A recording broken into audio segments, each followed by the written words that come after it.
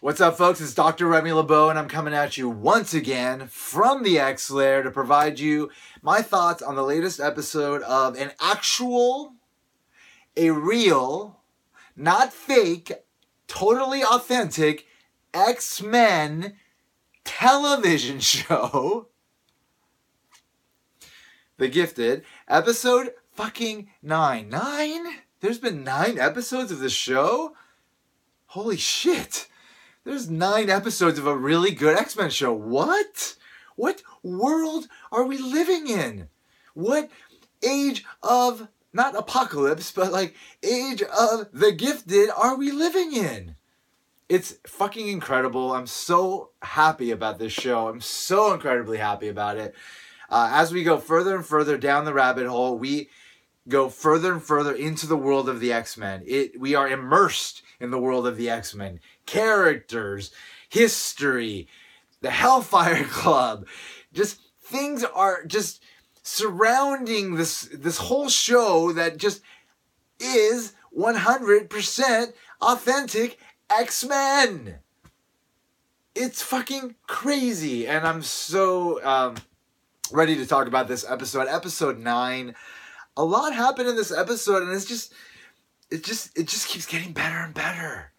So, like, first of all, the mention of the Hellfire Club, when the kids are, like, going through the family history, and the kid mentions the Hellfire Club, and then they mention that the X-Men, like, ran them off or whatever, but that some of the world's most powerful mutants were part of the Hellfire Club. Okay, so the Hellfire Club exists in this world. We found out recently, I didn't know this as I was watching the last episode, and I was told by one of the commenters, but like Esme, one of the cuckoos, one of the clones of Emma Frost, is fucking in the show. That blonde girl with like the weird kind of pseudo telepathic powers is Esme. She's one of the fucking cuckoos. The cuckoos they're triplets now, but I think they were 5 at one point. Correct me if I'm wrong. I believe there were 5. They were introduced during the Grant Morrison New X-Men run. This was like in the early 2000s, and they've persisted. Like, they have maintained their presence in the X-Men universe since then, in the comics. So they're important characters, and like the fact that they would be in this, and there's a mention of the Hellfire Club. Does that mean that there's an Emma Frost? When these people, this family that Esme is so concerned about breaking out of Trask Industries, is that her sisters? Is that the other cuckoos? Because if it is, yes! So that scene that was happening where all the characters were kind of figuring out like how they're going to get into Sentinel services, you had Sage, you had Dreamer, you had Eclipse, you had Polaris, you had Blink, you had Thunderbird. It was like X-Men all over the fucking place. I was like, holy fucking shit, this is a real X-Men show. Like, there's just X-Men everywhere. And they're on a television program. And they're like creating this really interesting story about these kids that are like, they're nothing. They're the great grandkids of Fenris. Well, yes. And like the representation of their power, I love it. Like when they're touching hands and you start seeing like them emit light and like their hair is just kind of like slowly flowing from them. Like it's beautiful. It's like, it doesn't look shitty. It doesn't look like a shitty effect. It looks like a really good mutant power effect. And like, I'm afraid of what their power can do, but I'm also positive and optimistic about what it could potentially mean for the show and where the show could go as a result of it. So it's really exciting, but just the fact that like, it's great. It's so good. It's like, I'm not disappointed. The one thing I will say, like this like weird like spider sentinel thing, don't call it a fucking sentinel, because that's not a sentinel, okay? Sentinels are fucking giant fucking robots that kill mutants, not little fucking spider fucking creatures that are robots that don't kill mutants, okay? Sorry, like, don't fucking call those sentinels, because they are not fucking sentinels, all right? Let's just be real about that, all right? I'm willing to be real about it. For show, you should be real about it as well, please. But if you're gonna fucking name drop Sentinels, you better bring me some fucking Sentinels. You better bring me some Nimrod. I want some Nimrod in the show. Like, if you're gonna be incorporating a lot of like future to present elements, I need my Nimrod. I need my Nimrod involved, and I need it quickly. So bring me some Nimrod and make sure that he looks good and not like cheap and animated like some of the fucking big effects and robots look in fucking Legends of Tomorrow, which sucks.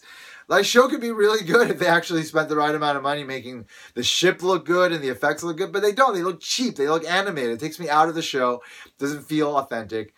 So, fine. You don't have the money to fucking spend to show actual Sentinels. Don't fucking call some spider a Sentinel. But that's me nitpicking, okay?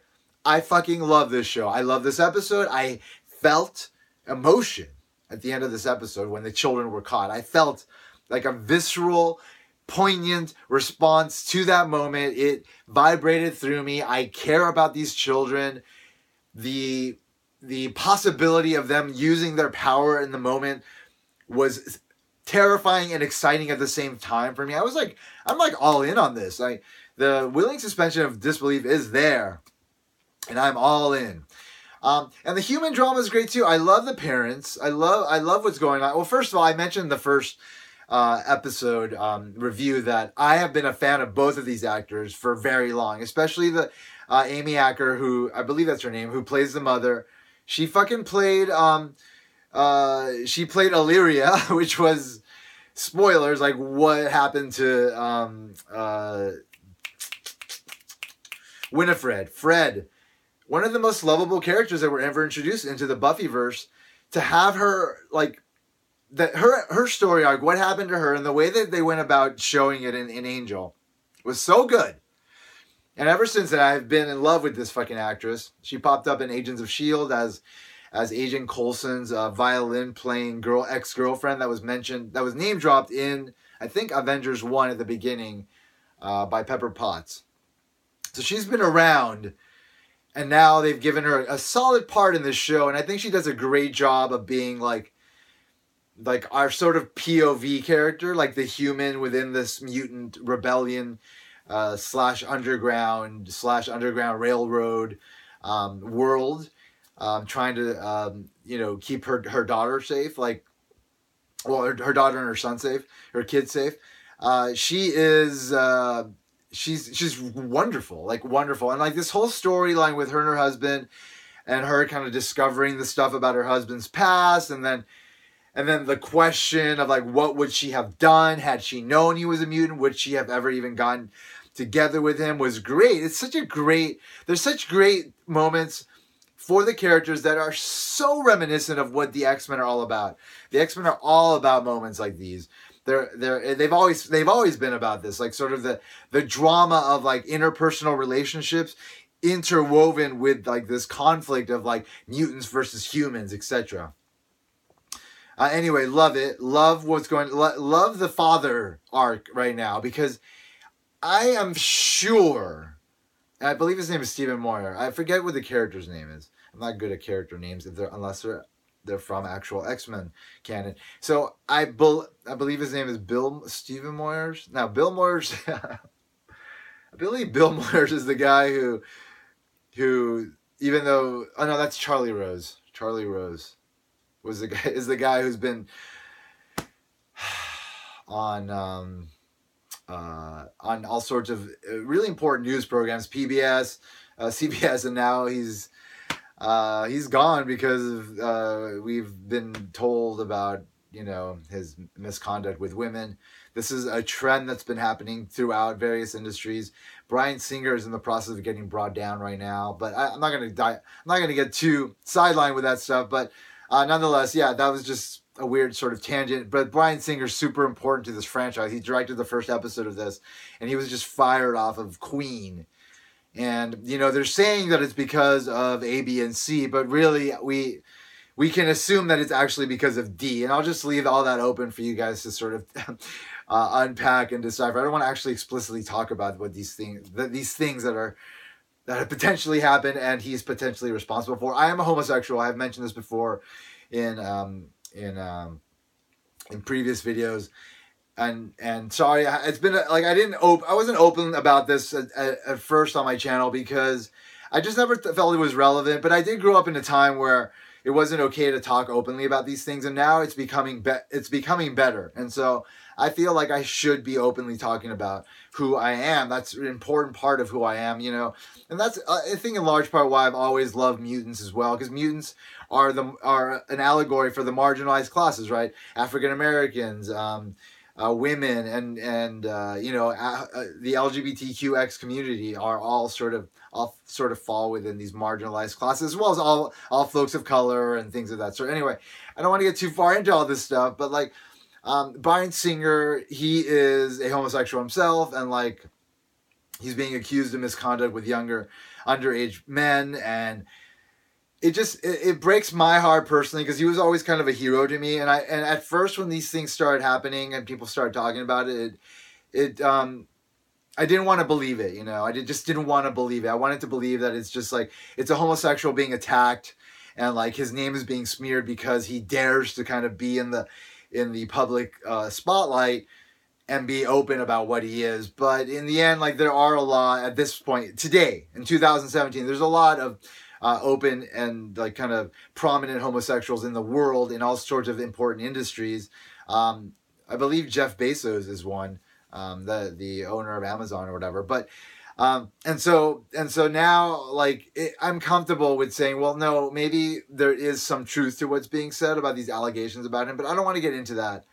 But it is very disappointing for me because he directed the first X-Men. I went to USC Film School, and he went there as well, and they changed the name of part of the film school to the Bryan Singer whatever, and I went there, you know. So it's like I have an affinity and I feel a connection to the guy, and I've identified with him all these years, and now hearing about all of this stuff that could or could not be true, I don't know, whatever. He's been fired off of a film that he's directing. I mean, that it's just really disappointing. And of course, he's tied to this show. Like I said, he directed the first episode of this show, and so it's all very relevant.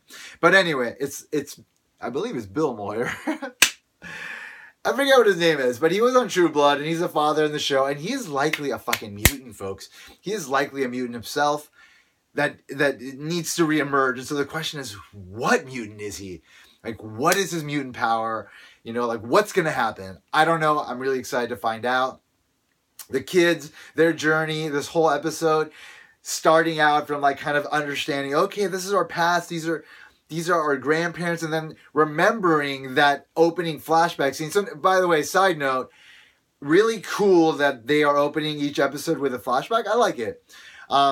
At first I was going to be like, well, they're not going to do like an Arrow thing, are they? And also they're not going to do like a Lost thing where like the flashbacks were an important part of the story and they were interwoven into the episode. No, it's just the first scene before the opening credits, which by the way aren't very impressive. I think they could work on the opening credits, but we'll forgive that given the quality of the show.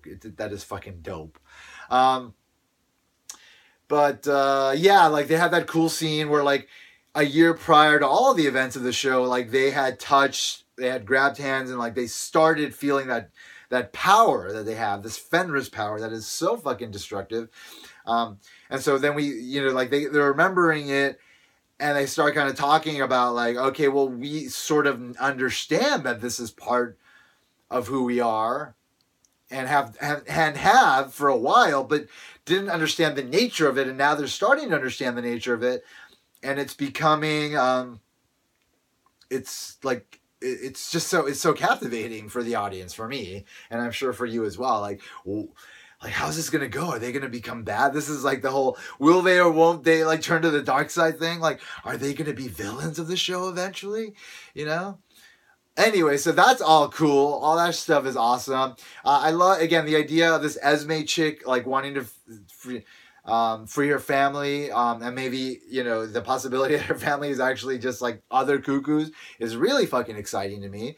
Like, the whole second, I think it was, like, the last third of the episode, which was, like, the sequence of them going to the power plant and trying to bring down the Trask Industries and free all their subjects. Like, loved it, because I expected it to go well, obviously, because everything else has gone well so far. All the missions, like let's break out Polaris. Let's get the files we need to find out what Sentinel Services is doing. Let's go to the father or whatever and find information out from him and escape Sentinel Services.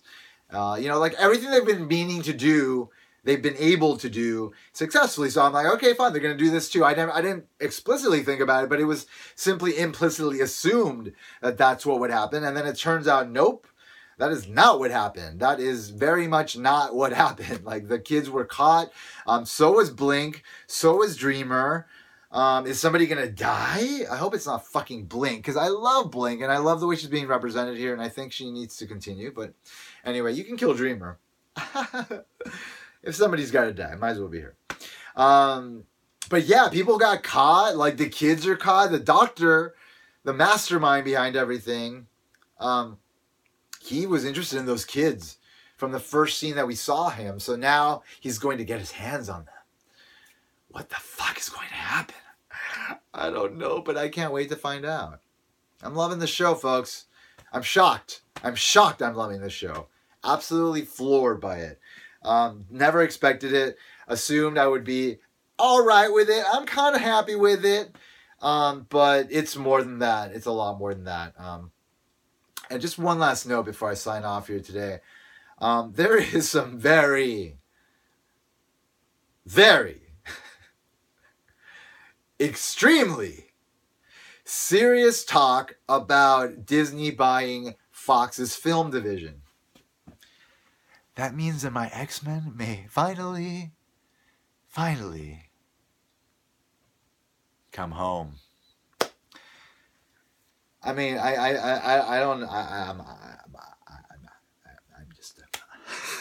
I'm speechless. I am speechless. Like, anytime this was brought up in the past, it was like, this is never going to happen. Fox is never going to let go of the characters. And it's true. They're never going to let go of the characters. But if Rupert fucking Murdoch wants to sell off his film division, that's completely different. That's completely different than the company deciding, oh, we're going to let go of this cash cow. It's like, no, we're going to let go of ourselves.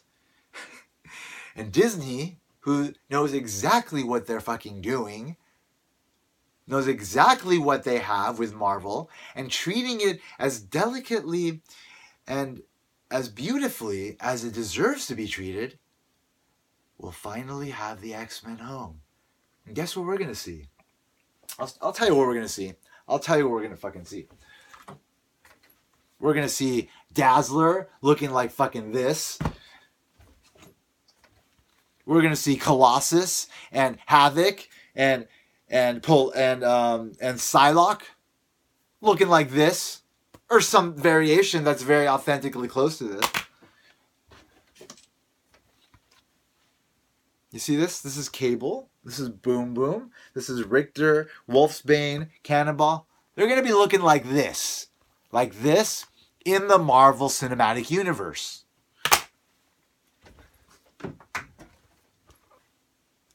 Who will win? I don't know. Let's find out in a movie. In a movie in which this happens. In which Storm becomes the leader after she battles Cyclops because he's all broken up because Jean died in space on the moon. We're going to see this. That's what we're going to fucking see when the X-Men go back to Marvel proper. And then Marvel / Disney, with the support of Disney, let's say, because Marvel really is not Disney. Marvel is like Pixar was, its own thing. Kevin Feige created it, and then Disney pumped a ton of money into it once they bought it. But like, it wasn't Disney. Disney didn't create it. Kevin Feige fucking created it with a bunch of other really creative people and adept people at creating fucking films and storytelling. Those people put together this amazing fucking cinematic universe that exists in the films. Those are the people. So it's not Disney. So it's those people that know what the fuck they're doing, that understand Marvel inside and fucking out. They are the ones that are going to get their hands on the X-Men. And even though this show is good, even though Legion is good, even though Logan was good, even though Deadpool was good, even though Days of Future Past was good, even though Apocalypse was alright, even though the New Mutants is probably going to be fantastic, and even though Dark Phoenix, who knows, it's a wild card. I don't know what's going to happen with Dark Phoenix, but a bunch of good films have been made. Even though that's the case, I wouldn't care if they threw the whole thing fucking out and they started over in the cinematic universe with these characters from scratch, and they just incorporated them into the world with Spider-Man and fucking Captain America, Iron Man, Black Widow, like everybody in the same place. Because if you do that, it is going to be everything we've ever wanted from these films. Everything we've ever wanted from the Marvel Universe on the screen. The entire Marvel Universe together. Together. Is it going to happen? It's looking like it, folks. And it's really fucking exciting. But I don't want to get my hopes up. So for now, let's just bask in the happiness of like having some really good X-Men content being produced right now. This show is one of them. We're getting this on television. And it's fucking awesome, and I can't wait for the next episode. All right, folks, thank you for checking out my channel. If you haven't already done so, you can press that little button right there. Just touch it. Just lightly touch it. Subscribe. Okay, you've subscribed now. You may also want to click the like thing, the thumbs up thing below this show. Below the video. It's down here. It's down here. It's there. Just click the like thing, because then I guess it helps me to be found in searches on YouTube or something. I would appreciate it. If you didn't like it, you can click thumbs down. Whatever. It's up to you. I'm not going to tell you what you should or should not like, or how you should or should not like it. I'm simply expressing my own opinion here. And it is subjective, and so is yours, and ours can coexist, and we are all able to live in harmony together. And on that note, folks, I want to remind you that if you haven't already, you better put an X in that box, because ain't nobody checking me. Take care, folks. Bye-bye.